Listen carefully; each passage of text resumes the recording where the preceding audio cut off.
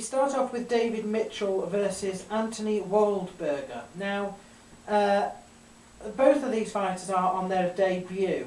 David Mitchell has come up, in fact, before in our predictions in brief video, which we've done. He obviously has done so well in his Tachi Palace fights that he's finally broken into the UFC.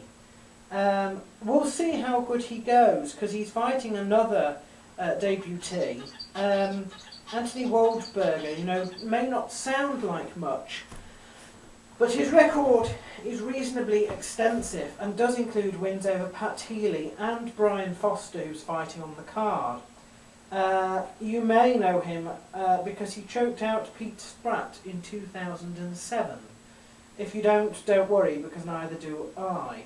But anyway, I think I shall go for Anthony Waldberger on this. I shall go for choke submission in the second there. The next fight is Rich Antonito versus Rafael Natal. Again, not one that I'm particularly interested in. I'm going to say that I think that Rafael Natal will probably win this one. I shall go for TKO in the third. The next match is Thomas Derval versus Dave Branch. Now, Thomas Derval was doing very, very well. He was getting up a string of wins on reasonable people, and then he met Rousimar Palhares and he got submitted with a heel hook, which happens to be Rousimar Palhares's favourite manoeuvre, I believe, because it's one that always seems to come up.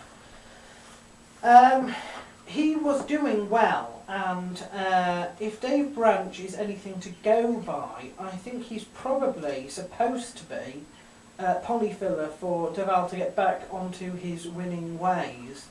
You know, it's very dangerous to write off a reasonably new person and say that you think there's probably a certain amount of institutional bias in the setup of this match. However, I'm still going to do it. I shall go for Thomas Derval. I think I shall go, however, for, I'll give Branch the benefit of the doubt and say decision there. Jared Hammond is fighting Kyle Kingsbury. Now, Kingsbury you may also remember from Tough, or you may not, because Kingsbury hasn't been around very often. You know, when he started his career he was fighting very regularly, but since the Tough and since the UFC he's fought one time per year. In fact, once in 2008, once in 2009, and this is his first fight of this year. We're also already in the fall, you will note, so it's not likely that he's going to fight more than once this year either.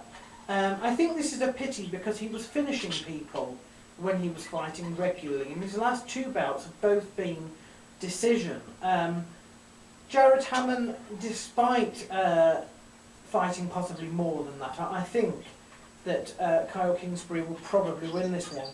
But I'm going to have to say decision again. John Gunderson, you know, he's fighting Yves Edwards, and despite his record with the IFL, Yves Edwards still outclasses him in terms of calibre. I think that Yves Edwards should be able to win here. Next fight is Brian Foster versus Forrest Petts. Brian Foster, of course, being hit squad person, I'm definitely favouring him. I think he should win here. And I think it shouldn't be too much of a problem here. You know, Forrest Petts, the name sounds like he's been around a long time, but he's not. He's not been around very long at all in the UFC. He's coming off a loss which was on his debut. You know, he tends to win by decision. The one area you need to watch for is that he's a bit clunky, so if he manages to hit you square on, you could be in trouble. Brian Foster, you know, he's back from his, whatever went wrong with his was it his knee or his leg? I'm sure he has had an injury either from or since the time he was in Australia with Chris Little. But anyway, he's back from that. I expect that he shall win this match. Ross Pearson is fighting Cole Miller. This is quite a hard one to call. I'm really at a loss as to who I think will win this one. I hate to say it, because I want Ross Pearson to win, and I don't think it's impossible for him to win. But my gut feeling is that probably Cole Miller will. I don't know, that could be fight of the night. That could be very entertaining indeed. Could be very entertaining indeed, that one. Jim Miller versus Gleeson Thibault. You know, we spoke about the other Miller brother the other week, who has I don't know how many losses on his record and still in the institution. Jim Miller is the antithesis to that, really. He's on a 4-fight win streak, and he has included overcoming several calibers. I've got Vocek, Ludwig and Danzig on his recent record, and Bart Palasiewski before that. Gleeson Thibault, you know, there was a lot of talk about him at one point. He's been very quiet recently, and I do think that if he loses against Jim Miller, we can count him out of any sort of title contendership. And unfortunately, I think he probably will lose to Jim Miller here. Coming up now to the main events, we've got Efrain Escudero versus Charles Oliveira and Nate Marquardt versus Rousimar Palhares. I expect Efrain Escudero to take his match. Oliveira, he has got a perfect record of 6, and it is also mainly by submission, but no names on his record, so I'll go for Efrain Escudero there.